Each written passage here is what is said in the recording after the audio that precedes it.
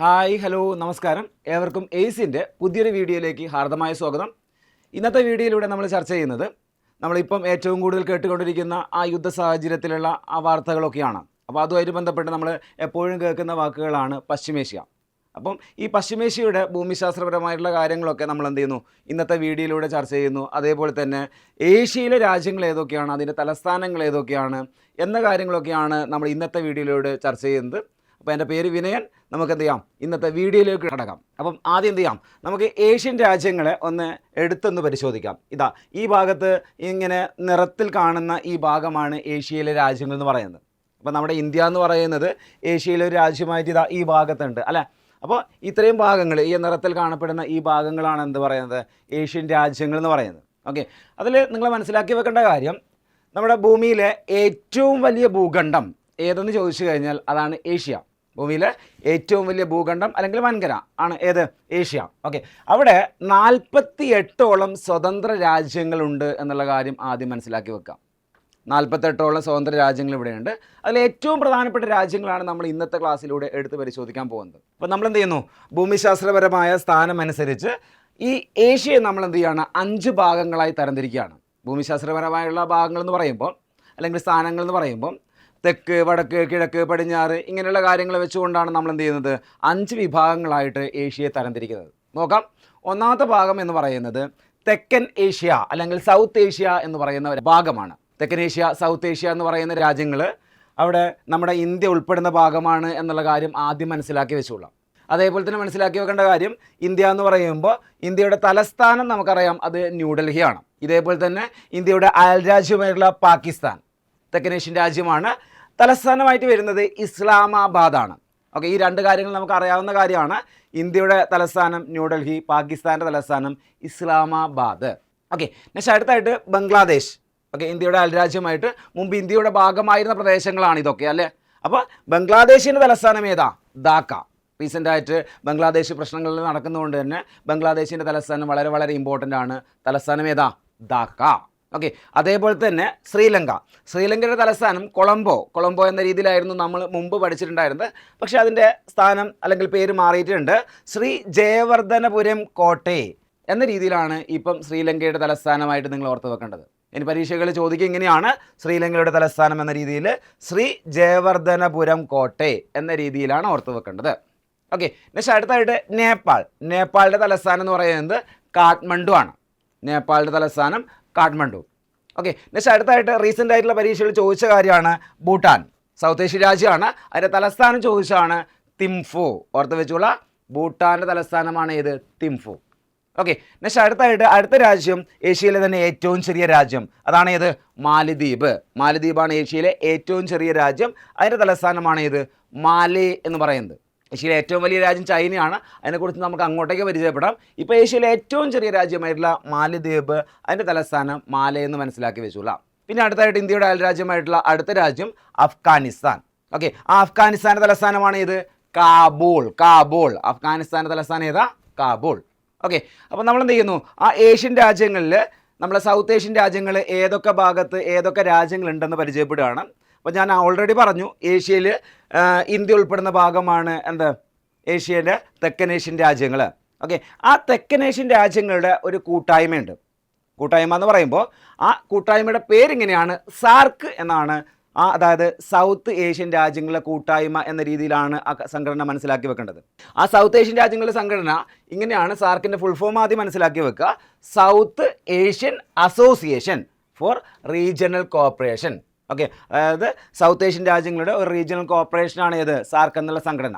അപ്പോൾ അതിൻ്റെ അകത്ത് ഏതൊക്കെ രാജ്യങ്ങളാണ് വരുന്നത് എന്നുള്ള കാര്യം നമ്മളൊന്ന് പരിചയപ്പെടുന്നു.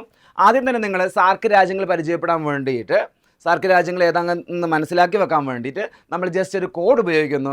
കോഡ് ഇങ്ങനെയാണ്, പനി MBBS. നമ്മൾ സാധാരണ പനി വന്നു കഴിഞ്ഞാൽ ഒരു MBBS ഡോക്ടറെ പോയി കാണിക്കൂലേ. ഓക്കെ, ആ കാര്യം ഒന്ന് ആലോചിച്ച് വെച്ചാൽ മതി. അങ്ങനെയാണ് എന്ത് കിട്ടും, ഏതൊക്കെയാണ് സാർക്ക് രാജ്യങ്ങൾ എന്നുള്ള കാര്യം കിട്ടും. ഓക്കെ, നിങ്ങൾക്ക് എന്ത് കിട്ടണം, ഇതൊക്കെയാണ് സാർക്ക് രാജ്യങ്ങളുടെ ആദ്യത്തെ ലെറ്റേഴ്സ്.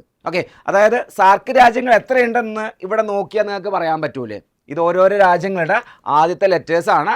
അങ്ങനെയാണെങ്കിൽ എത്ര രാജ്യങ്ങളാണ് സാർക്ക് രാജ്യങ്ങളുള്ളത്, പനി MBBS എഴുതി പോകുന്ന സമയത്ത് 8 ലെറ്റേഴ്സ് ഉണ്ടല്ലേ. അപ്പോൾ സാർക്ക് രാജ്യങ്ങളിൽ 8 രാജ്യങ്ങളുണ്ടെന്ന് മനസ്സിലാക്കി വെച്ചോളാം. ഓക്കെ, അപ്പോൾ അതിലേതാ പി എന്ന് പറയുന്നത്? പി എന്ന് പറയുന്നത് നമ്മുടെ പാകിസ്ഥാൻ, ഇന്ത്യയുടെ അയൽ രാജ്യമായിട്ട് ഏഷ്യൻ രാജ്യങ്ങളിൽ ഇവിടെ പാകിസ്ഥാൻ ഉണ്ട് അല്ല. പാകിസ്ഥാനാണ് എന്ത് പി എന്ന് പറയുന്ന ആ ലെറ്റർ കൊണ്ട് മനസ്സിലാക്കി വെക്കേണ്ടത്. ഓക്കെ, നെക്സ്റ്റ് അടുത്ത ലെറ്റർ എ ആണ് അല്ലേ. എ എന്ന് പറയുന്നത് ഇതാ ഈ ഭാഗത്തായിട്ട് അഫ്ഗാനിസ്ഥാൻ കാണാമല്ലോ. ഓക്കെ, അഫ്ഗാനിസ്ഥാനാണ് എ എന്ന ലെറ്റർ കൊണ്ട് മനസ്സിലാക്കി വെക്കേണ്ടത്. ഓക്കെ, നെക്സ്റ്റ് അടുത്തായിട്ട് ഇതാ ഈ ഭാഗത്തായിട്ട് നേപ്പാൾ എന്നുള്ള രാജ്യം കാണാം. നേപ്പാൾ എന്നുള്ള രാജ്യം ഇവിടെ കാണാം. ഓക്കെ, അതാണ് എൻ എന്നുള്ള ലെറ്റർ കൊണ്ട് മനസ്സിലാക്കി വെക്കേണ്ടത്. ഓക്കെ, നെക്സ്റ്റ് അടുത്ത ഐ ഏതാ? ഐ നമ്മുടെ ഇന്ത്യ തന്നെ അല്ല. ഇന്ത്യ തന്നെയാണ് ആ ഭാഗത്തുള്ള ഏറ്റവും വലിയ രാജ്യമായിരുന്നു കാണപ്പെടുന്നത്. ഓക്കെ, അപ്പോൾ മനസ്സിലാക്കി വെക്കേണ്ടത് ഈ സാർക്ക് രാജ്യങ്ങളിലെ ഏറ്റവും വലിയ രാജ്യം ഇന്ത്യ. സാർക്ക് രാജ്യങ്ങളിലെ ഏറ്റവും വലിയ രാജ്യം ഇന്ത്യയാണ്. പിന്നെ അടുത്തൊരു കാര്യം, അടുത്ത രാജ്യം എന്ന് പറയുന്നത് മാലദ്വീപാണ്. മാലദ്വീപ് ആയതുകൊണ്ട് തന്നെ നിങ്ങളൊരു കാര്യം മനസ്സിലാക്കി വെക്കുക. ഞാൻ നേരത്തെ ഒരു കാര്യം സൂചിപ്പിച്ചിട്ടുണ്ട്, ഏഷ്യയിലെ ഏറ്റവും ചെറിയ രാജ്യമാണ് ഇത് മാലദ്വീപ്. അതുകൊണ്ട് തന്നെ ഈ സാർക്ക് രാജ്യങ്ങളിലെ ഏറ്റവും ചെറിയ രാജ്യം ഏതായിരിക്കും? മാലദ്വീപായിരിക്കും. അപ്പോൾ രണ്ട് കാര്യം കിട്ടിയല്ലോ. ഏഷ്യയിലെ ഏറ്റവും വലിയ രണ്ടാമത്തെ രാജ്യമായിട്ടുള്ള ഇന്ത്യയാണ് സാർക്ക് രാജ്യങ്ങളിലെ ഏറ്റവും വലിയ രാജ്യം. സാർക്ക് രാജ്യങ്ങളിലെ ഏറ്റവും ചെറിയ രാജ്യം ഏതാണെന്ന് ചോദിച്ചു കഴിഞ്ഞാൽ അതാണ് മാലദ്വീപ്. ഓക്കെ, എം എന്ന ലെറ്റർ കൊണ്ട് മാലദ്വീപ് മനസ്സിലാക്കി വെക്കുക. ഓക്കെ, അടുത്തായിട്ട് ബി എന്നുള്ള ലെറ്റർ. ബി എന്നുള്ള ലെറ്റർ നിങ്ങൾ രണ്ട് ബി കാണാം. ഒന്ന് ബംഗ്ലാദേശാണ്, ഇതാ ഈ ഭാഗത്തായിട്ട് ബംഗ്ലാദേശ് കാണാം. ഓക്കെ, അടുത്ത ബി എന്ന് പറയുന്നത് ഇതാ ഈ ഭാഗത്ത് അത് ഭൂട്ടാനാണ്. ഓക്കെ, നെക്സ്റ്റ് അടുത്തായിട്ട് എസ് എന്ന് പറയുന്നത് ഇന്ത്യയുടെ അയൽ രാജ്യമായിട്ട് ഈ ഭാഗത്ത് നിങ്ങൾക്ക് ശ്രീലങ്ക കാണാം. ഓക്കെ, അപ്പോൾ ഇന്ത്യയുടെ അയൽ രാജ്യങ്ങൾ ഏതൊക്കെയാണെന്ന് പരിശോധിച്ച് കഴിഞ്ഞാൽ നിങ്ങൾക്ക് എന്ത് കിട്ടും? സാർക്ക് രാജ്യങ്ങൾ ഏതൊക്കെയാണെന്ന് കിട്ടിക്കോളും. ഓക്കെ, സാർക്ക് എന്നുള്ളതിൻ്റെ ഫുൾ ഫോം എന്താ? South Asian association for regional cooperation. അപ്പോൾ എങ്ങനെ കണക്ട് ചെയ്ത് വെച്ചാൽ മതി? പനി MBBS. ഏതൊക്കെയാ? പാകിസ്ഥാൻ, അഫ്ഗാനിസ്ഥാൻ, നേപ്പാൾ, ഇന്ത്യ, മാലദ്വീപ്, ബംഗ്ലാദേശ്, ഭൂട്ടാൻ, ശ്രീലങ്ക. ഇങ്ങനെ 8 രാജ്യങ്ങൾ ഉൾപ്പെടുന്ന ആ കൂട്ടത്തിലെ ഏറ്റവും വലിയ രാജ്യം ഇന്ത്യയും ഏറ്റവും ചെറിയ രാജ്യം മാലദ്വീപുമാണ്. ഓക്കെ, സിമ്പിളായിട്ടുള്ള വസ്തുത. ആ കോഡ് ഉപയോഗിച്ച് കഴിഞ്ഞാൽ നിങ്ങൾക്ക് ആ കാര്യം വ്യക്തമായിട്ട് അവിടെ മനസ്സിലാക്കി വെക്കാൻ പറ്റും. ക്ലിയർ ആണെന്ന് വിശ്വസിക്കുന്നു. അടുത്ത ഭാഗത്തേക്ക് പോവാം. ഓക്കെ, അടുത്ത ഭാഗം എന്ന് പറയുന്നത് തെക്ക് കിഴക്കൻ ഏഷ്യ എന്ന് പറയുന്ന ഭാഗമാണ്. തെക്ക് കിഴക്കൻ ഏഷ്യ അതായത് സൗത്ത് ഈസ്റ്റ് ഏഷ്യ എന്ന് പറയുന്ന പ്രദേശമാണ് അടുത്തായിട്ട് നമ്മൾ എടുത്ത് പരിശോധിക്കാൻ പോകുന്നത്. ഓക്കെ, ആ ഭാഗത്തിൽ നിങ്ങൾ മനസ്സിലാക്കി വെക്കേണ്ടത് വിനോദസഞ്ചാരത്തിന് ഏറെ പ്രശസ്തമായ രാജ്യങ്ങൾ ഉൾപ്പെടുന്ന ഭാഗമാണ് ഈ തെക്ക് കിഴക്കൻ ഏഷ്യ എന്ന് പറയുന്നത്. ഓക്കെ, അതിൽ ഒന്നാമത്തെ രാജ്യം ഇന്തോനേഷ്യ ആണ്. ഇന്തോനേഷ്യ ഏറ്റവും തെക്ക് ഭാഗത്തായിട്ട് ആ ഭാഗത്തായിട്ട് ഇന്തോനേഷ്യ ഉണ്ട്. ആ ഇന്തോനേഷ്യയിലൂടെയൊക്കെ ഭൂമധ്യരേഖയൊക്കെ കടന്നു പോകുന്നുണ്ട്. ഓക്കെ, അതൊക്കെ നമുക്ക് പിന്നീട് മറ്റൊരു വീഡിയോയിലൂടെ ചർച്ച ചെയ്യാം. ഇപ്പോൾ മനസ്സിലാക്കി വെക്കേണ്ടത് ഇന്തോനേഷ്യയുടെ തലസ്ഥാനമാണ് ജക്കാർത്ത. ഏതാണ്? Jakarta. Jakarta. Jakarta. Okay, next അടുത്തായിട്ട് മലേഷ്യ. മലേഷ്യയുടെ തലസ്ഥാനം ഏതാ? കോലാലംപൂർ. കോലാലംപൂർ. കോലാലംപൂർ. ഓക്കെ, നെക്സ്റ്റ് അടുത്തായിട്ട് സിംഗപ്പൂരാണ്. ഞാൻ പറഞ്ഞു വിനോദസഞ്ചാരത്തിന് ഏറെ പ്രശസ്തമായ രാജ്യങ്ങളാണ് ഇവിടെ സ്ഥിതി ചെയ്യുന്നത്. ഓക്കെ, അപ്പോൾ സിംഗപ്പൂരാണ് അടുത്ത രാജ്യം. സിംഗപ്പൂരിൻ്റെ തലസ്ഥാനം സിംഗപ്പൂർ തന്നെയാണ്. ഓക്കെ, പിന്നെ അടുത്തത് വളരെ പ്രധാനപ്പെട്ട തായ്ലൻഡ് അല്ലെ. തായ്ലൻഡിൻ്റെ തലസ്ഥാനമാണ് ബാങ്കോക്ക്. ബാങ്കോക്ക്. ഓക്കെ, ഓർത്ത് വെച്ചോളണം. ഓക്കെ, നെക്സ്റ്റ് വിയറ്റ്നാമാണ്. വിയറ്റ്നാമിൻ്റെ തലസ്ഥാനം Hanoi. Hanoi. Hanoi. Okay, next അടുത്തായിട്ട് ഫിലിപ്പൈൻസ് ആണ്. ഫിലിപ്പൈൻസ് തലസ്ഥാനം ഏതാ? മനില. മനില. ഓക്കെ, അപ്പോൾ അത്രയും രാജ്യങ്ങളാണ് സൗത്ത് ഈസ്റ്റ് ഏഷ്യൻ ഭാഗങ്ങളായിട്ട് വരുന്നത്. ഓക്കെ, അല്ലെങ്കിൽ തെക്ക് കിഴക്കൻ ഏഷ്യൻ ഭാഗങ്ങളായിട്ട് വരുന്നത് ഇത്രയും രാജ്യങ്ങളൊക്കെയാണ്.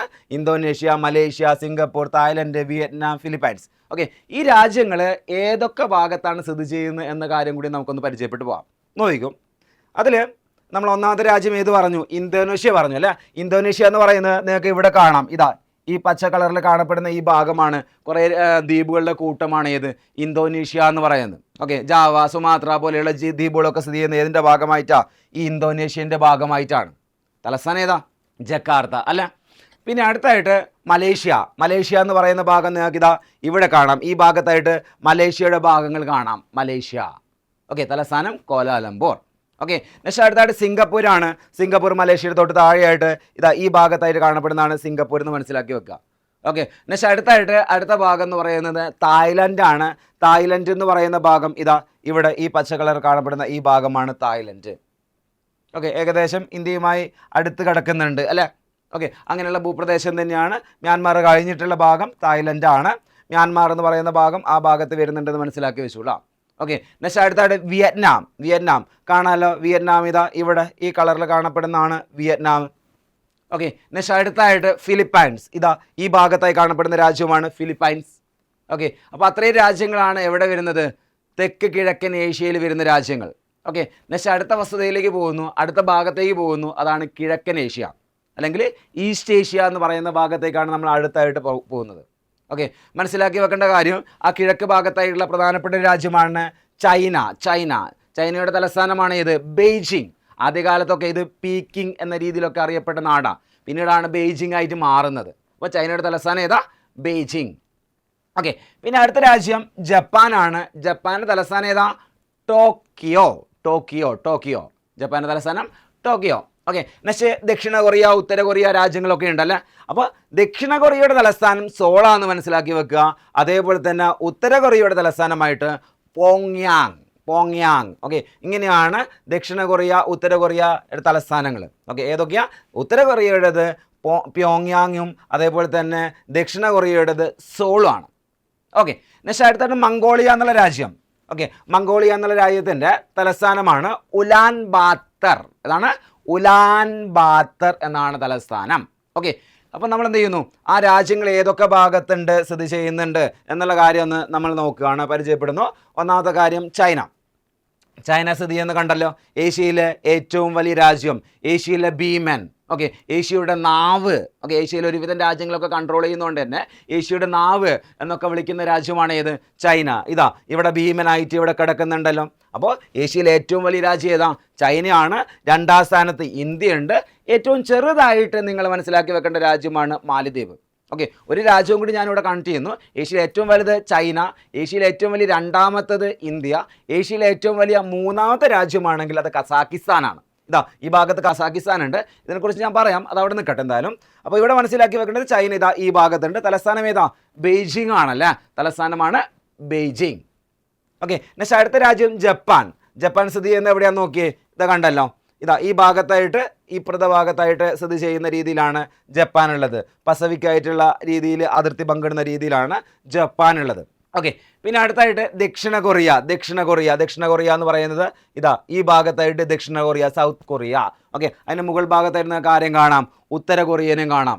ഓക്കെ, ഉത്തര കൊറിയ, ദക്ഷിണ കൊറിയ. മുകളിൽ ഉത്തരം വടക്കാണ്, ദക്ഷിണം എന്ന് പറഞ്ഞാൽ തെക്കാണ്. അതുകൊണ്ട് തന്നെ മുകളിൽ നോർത്ത് കൊറിയ, ഉത്തര കൊറിയ, താഴെ ഭാഗത്ത് ദക്ഷിണ കൊറിയ, സൗത്ത് കൊറിയ എന്ന് ആലോചിച്ച് വെച്ചോളാം.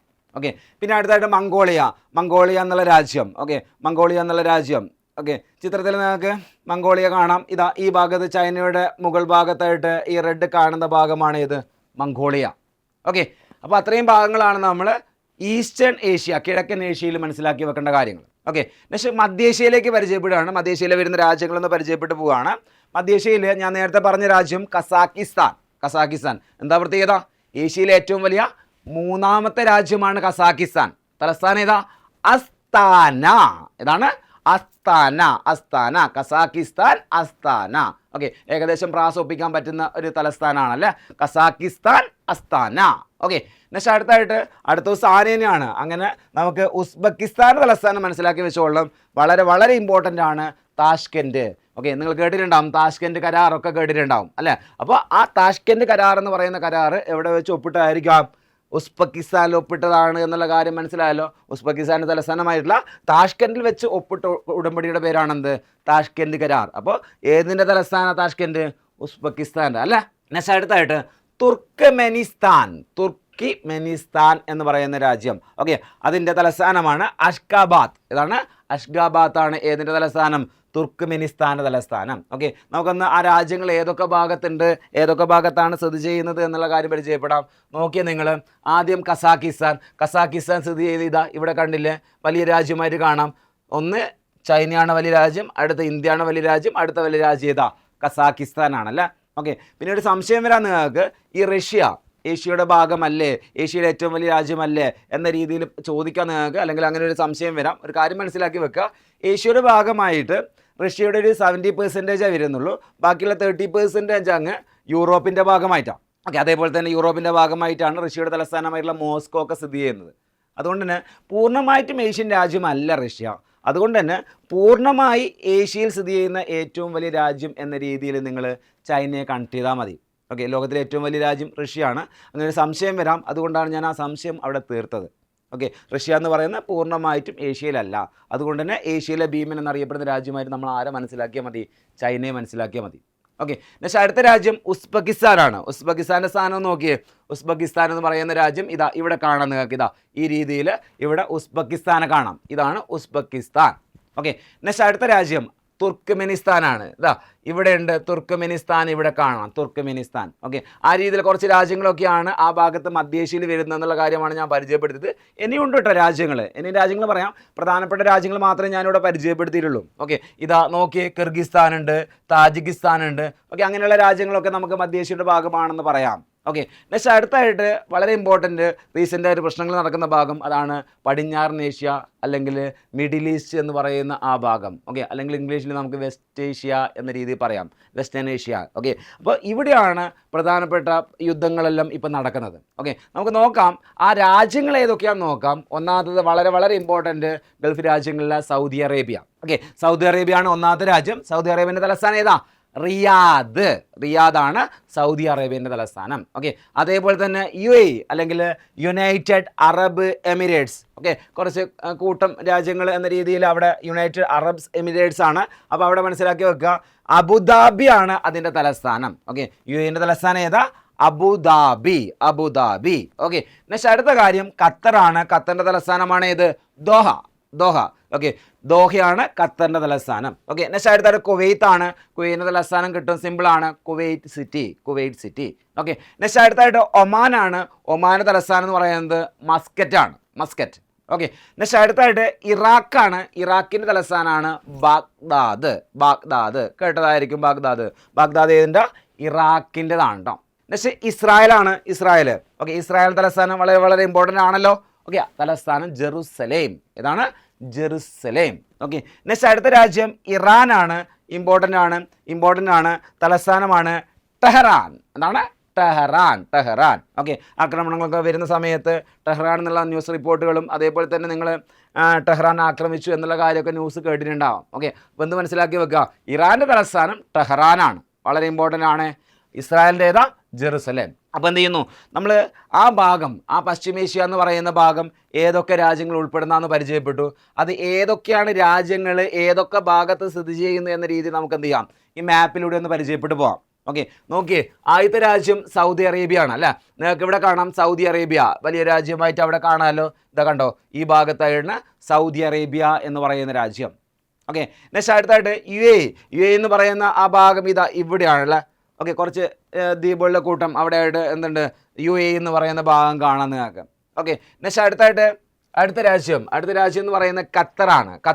ഖത്തർ ഈ പിക്ചറിൽ നിങ്ങൾക്ക് കാണാം. ഇതാ ഈ ഭാഗത്തായിട്ട് ഖത്തറിനെ കാണാം. ഈ ഭാഗത്ത് ചെറിയൊരു ദ്വീപായിട്ട് അല്ലെങ്കിൽ ചെറിയൊരു ഭൂപ്രദേശമായിട്ട് ആരെ കാണാം? ഖത്തറിനെ കാണാം. ഓക്കെ. നെക്സ്റ്റ് അടുത്ത ഭാഗം എന്ന് പറയുന്നത് കുവൈറ്റ് ആണ്. കുവൈറ്റ് ഇതാ ഈ ഭാഗത്തായിട്ട് ഇതാ ഈ കാണുന്നതാണ് കുവൈത്ത് എന്ന് പറയുന്നത്. കുവൈറ്റ്. ഓക്കെ. നെക്സ്റ്റ് ചെറിയ ചെറിയ ഭാഗങ്ങളാണ്. നെക്സ്റ്റ് അടുത്തായിട്ട് ഒമാനാണ്. ഒമാൻ സ്ഥിതി ചെയ്യുന്ന കണ്ടില്ലേ, ഇതാ ഈ ഭാഗത്തായിട്ട് ഒമാൻ കാണാമല്ലോ. ഓക്കെ. ഈ ഒമാനൊക്കെ നമ്മളെ സംബന്ധിച്ചിടത്തോളം ജോഗ്രഫിക്കലി വളരെ ഇമ്പോർട്ടൻ്റ് ആയിട്ടുള്ള ഭാഗമാണ്. കാരണം എന്ന് പറയുന്നത് ഈ ഭാഗത്തായിട്ട് നിങ്ങൾക്ക് പ്രധാനപ്പെട്ട ഒരു കടലിടുക്കിൻ്റെ കാര്യങ്ങളൊക്കെ നിങ്ങൾ കേട്ടിട്ടുണ്ടാകും. ഓക്കെ. ഹോർമൂസ് കടലിടുക്ക്, ഹോർമൂസ് സ്ട്രെയിറ്റ്. ഓക്കെ. ആ ഭാഗങ്ങളെക്കുറിച്ചുള്ള കാര്യങ്ങൾ, ഭൂമിശാസ്ത്രപരമായുള്ള കാര്യങ്ങൾ നമുക്ക് മറ്റൊരു വീഡിയോയിലൂടെ ചർച്ച ചെയ്യാം. ഇപ്പം നമ്മൾ എന്ത് ചെയ്യുന്നു, ഒമാൻ ഈ ഭാഗത്തുണ്ടെന്ന് പരിചയപ്പെടുന്നു. ഡീറ്റെയിൽ ആയിട്ട് നമ്മൾ ഈ ഭാഗങ്ങളെക്കുറിച്ചുള്ള ഹോർമൂസ് കടലിടുക്കിൻ്റെ കാര്യങ്ങളും അതേപോലെ തന്നെ അതിൻ്റെ ഭൂമിശാസ്ത്രപരമായുള്ള പ്രാധാന്യങ്ങളും വാണിജ്യപരമായുള്ള പ്രാധാന്യങ്ങളും മറ്റൊരു വീഡിയോയിൽ പരിചയപ്പെടാം. ഇപ്പം നമ്മൾ എന്ത് ചെയ്യുന്നു, ഒമാൻ ഈ ഭാഗത്തുണ്ടെന്ന് പരിചയപ്പെട്ടു പോകുന്നു. ഓക്കെ. നെക്സ്റ്റ് ഇറാഖാണ്. ഇറാഖ് എന്ന് പറയുന്ന രാജ്യം ഇറാനുമായി ചേർന്ന് കിടക്കുന്ന രീതിയിലാണ് ഇറാഖ് ഉള്ളത്. ഇതാണ് ഇറാഖ് എന്ന് പറയുന്നത്. ഈ ഭാഗം ഇറാഖും, തൊട്ട് ഈ ഭാഗത്തായിട്ട് നമുക്ക് ഇറാനും കാണണം. ഇറാഖിൻ്റെ തൊട്ട് കിഴക്ക് ഭാഗത്തായിട്ട് ഇറാനെയും കാണാം. അതേപോലെ തന്നെ മനസ്സിലാക്കി വെക്കുക, ഇസ്രായേൽ എന്ന് പറയുന്ന രാജ്യം. ഓക്കെ. ലോകരാജ്യങ്ങൾക്കിടയിൽ ഏറ്റവും കൂടുതൽ ഇപ്പം ശ്രദ്ധ നേടിയ രാജ്യമാണ് ഇസ്രായേൽ. നിങ്ങൾക്ക് കാണാം, നിങ്ങൾക്ക് ശ്രദ്ധ നേടിയിട്ടുണ്ടെങ്കിലും ഈ ഭൂപടത്തിൽ നമുക്ക് കാണാൻ കുറച്ച് ബുദ്ധിമുട്ടാണ്. അത്രത്തോളം ചെറിയൊരു രാജ്യമായിട്ടാണ് ഇവിടെ നിങ്ങൾക്ക് ഇസ്രായേൽ കാണാൻ പറ്റുക. ഓക്കെ. അപ്പം എന്തുകൊണ്ട് ഇറാൻ ആക്രമിക്കുന്ന സമയത്ത് ഇസ്രായേലിലേക്ക് ആക്രമിക്കാൻ പറ്റാത്തത് എന്നുള്ള കാര്യമൊക്കെ നിങ്ങൾക്ക് ഈ പിക്ചറിലൂടെ നോക്കിയാൽ നിങ്ങൾക്ക് മനസ്സിലാക്കാൻ പറ്റും. ഓക്കെ. ഒന്നാമത്തെ കാര്യം എന്താ, ആ ഭാഗത്തേക്ക് പോകാൻ കുറച്ച് ദൂരമുണ്ട്. ഓക്കെ. ഇറാനിൽ നിന്ന് പെട്ടെന്ന് അങ്ങോട്ടേക്ക് ആക്രമിക്കാൻ കുറച്ച് ബുദ്ധിമുട്ടാണ്. ഓക്കെ, അതേപോലെ തന്നെ അവരുടെ സുരക്ഷാ സംവിധാനങ്ങളൊക്കെ അതിനനുസരിച്ച് മികച്ചതാണ്. അതുകൊണ്ടൊക്കെയാണ് ഇറാന് നേരിട്ട് അങ്ങോട്ടേക്ക് ആക്രമിക്കാൻ പറ്റാത്തത്. ഓക്കെ, അതുകൊണ്ടാണ് എന്ത് ചെയ്യുന്നത്, ഇറാൻ ഇസ്രായേലിനെ ആക്രമിക്കുന്നതിന് പകരമായിട്ട് അമേരിക്കയുടെ പല സൈനിക താവളങ്ങളും ആക്രമിക്കാൻ കാരണം. ഓക്കെ, അങ്ങനെയാണ് പല ഗൾഫ് രാജ്യങ്ങളും ആക്രമിക്കപ്പെടുന്നത്. ഓക്കെ, അപ്പം അത്രയും കാര്യങ്ങൾ ഏതൊക്കെ ഭാഗത്തുണ്ട്, ഇറാൻ ഏത് ഭാഗത്തുണ്ട്, ഇറാഖ് ഏത് ഭാഗത്തുണ്ട്, ഇസ്രായേൽ ഏത് ഭാഗത്തുണ്ട്, ഈ കാര്യങ്ങളൊക്കെ നമ്മൾ പരിചയപ്പെട്ട് കഴിഞ്ഞു. നമ്മൾ ഇത്രയും കാര്യങ്ങളാണ് ഈ വീഡിയോയിലൂടെ ചർച്ച ചെയ്യുന്നത്. അപ്പോൾ എൻ്റെ ചോദ്യം ഇതാണ്, ഈ യുദ്ധത്തിൽ നിങ്ങൾ ആരുടെ കൂടെയാണ്? ഇറാൻ്റെ കൂടെയാണോ, അല്ലെങ്കിൽ ഇസ്രായേലിൻ്റെ കൂടെയോ, അതുമല്ലെങ്കിൽ അമേരിക്കയുടെ കൂടെയാണോ? എന്തു തന്നെയായാലും ഈ യുദ്ധത്തിൽ എനിക്ക് മനസ്സിലാക്കാൻ പറ്റിയത്, ഒന്നും അറിയാതെ പൊലിഞ്ഞു പോയ 150ഓളം കുരുന്നുകൾ ഈ യുദ്ധത്തിലുണ്ട്. ഏതൊരു യുദ്ധവും ഒരു വ്യക്തി പോലും ജയിക്കുന്നതിന് കാരണമാകുന്നില്ല, പകരം ഒന്നും അറിയാത്ത കുറേ ജീവനുകൾ പൊലിയുന്നതിന് കാരണമാകുന്നുണ്ട്. അപ്പോൾ പെട്ടെന്ന് തന്നെ ഈ യുദ്ധം അവസാനിക്കട്ടെ എന്ന് നമുക്ക് പ്രത്യാശിക്കാം. അപ്പം പുതിയൊരു വീഡിയോയുമായിട്ട് നമുക്ക് അടുത്ത ക്ലാസ് കാണാം. Okay, thank you, by.